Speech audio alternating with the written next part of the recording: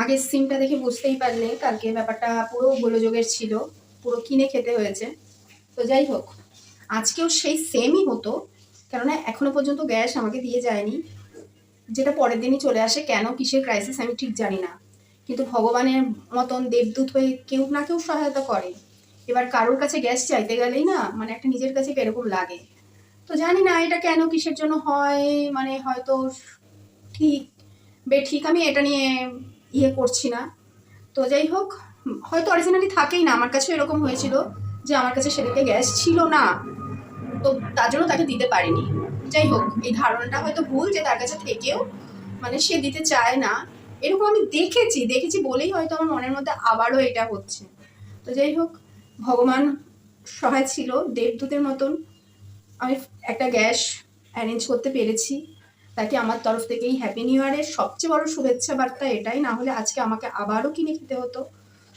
তো এখনো পর্যন্ত গ্যাস দিয়ে যায়নি, চলছে মাছ রান্না, আর কি হবে সবশেষে দেখাচ্ছি। তো এই হলো ব্যাপার।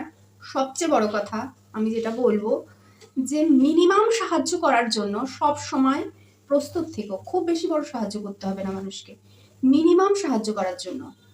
তো এই যে গ্যাসটা দিয়ে যে আমাকে আজকে যে উপকারটা সে করেছে, তার অবদান আমি ভুলবো না। যদি যদি কিনা সে কখনো আমার সাথে খারাপ না করে বা আমি তার সাথে খারাপ না করি। কেউ স্বইচ্ছায় তো খারাপ কেউ কিছু করে না, খারাপ ব্যবহার। তো আমার একটু চাওয়া জিনিসটার অভ্যাসটা একটু কম আছে, মানে পুরোটাই কম আছে, কিন্তু আমি যে আজকে পেয়েছি এটার জন্য তাকে কৃতজ্ঞ। সে যদি এই ভিডিওটা দেখে থাকে, আমার তরফ থেকে তাকে লাভ ইউ। তো সত্যি আমি আজকে রান্নাটুকু করতে পারছি, এর জন্য আমি ইন্ডাকশান নেই, ইন্ডাকশানের জন্য প্রচুর স্টিলের হয়তো বাসন কোসন লাগে। এই ব্যাপারে আমার কোনো নেই, সবই মোটামুটি আছে। ও রাইস কুকার নেই, ইলেকট্রিক রাইস কুকার, সেটা থাকলেও হতো। আর মাইক্রো ওভেনে তো বললামই, সেইটার অত বড় পাত্র নেই যে আমি মাইক্রো ওভেনে রান্না করব। সব কিছু একবারে দিয়ে কীভাবে রান্না হয় আমার ওরকমভাবে প্রসেস জানা নেই। হয়তো চিকেন থাকলে, চিকেনটাও নেই, চিকেনটা থাকলেও হয়তো ম্যারিনেট করে সব কিছু দিয়ে বসিয়ে দিতাম। তো এই হলো ব্যাপার। এবার মাথায় থাকবে, মোটামুটি আমার একটা গ্যাস 3 মাসের ওপরে যায়, 3 মাস 7 দিন কি 15 দিন, আটকে উঠবেন না। হয়তো অনেকের কাছে মনে হবে এতদিন আমার স্ত্রী কেন এইভাবে ব্যবহার করতে পারে না। আপনি যদি সকাল বিকাল সন্ধ্যা রাত্রে সব সময় তাকে বলেন 4-5 পদ রান্না করতে, তাহলে কোনোদিনই তার পক্ষে সম্ভব না যে গ্যাস সঞ্চয় করে রাখা। আর আমি খুব সেফলি গ্যাস ব্যবহার করি, আমি লোহার কড়াইতে রান্না করি। অনেকেরই আপত্তি আমার এই লোহার কড়াইটার জন্য, কিন্তু আমি লোহার কড়াইতে রান্না করি এবং খুব ঢেকে চেপে রান্না করি।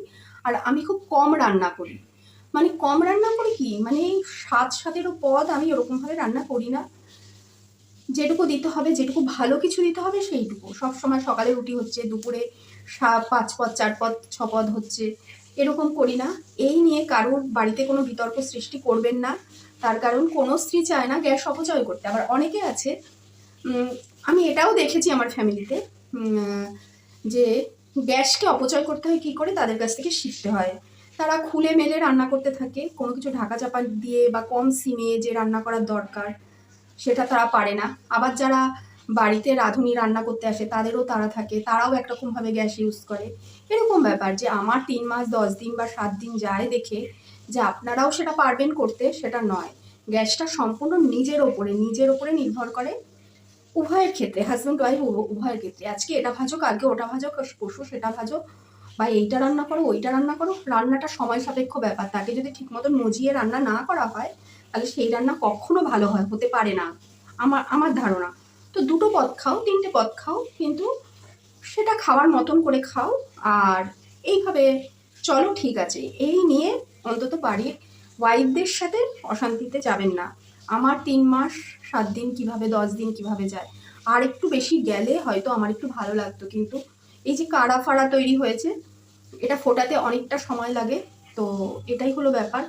তো যাই হোক, সম্পূর্ণটা আমার হাতের ওপরে হয় দেখে হয়তো গ্যাসটা বেঁচেছে, এক একজনের হাতে এক এক রকম।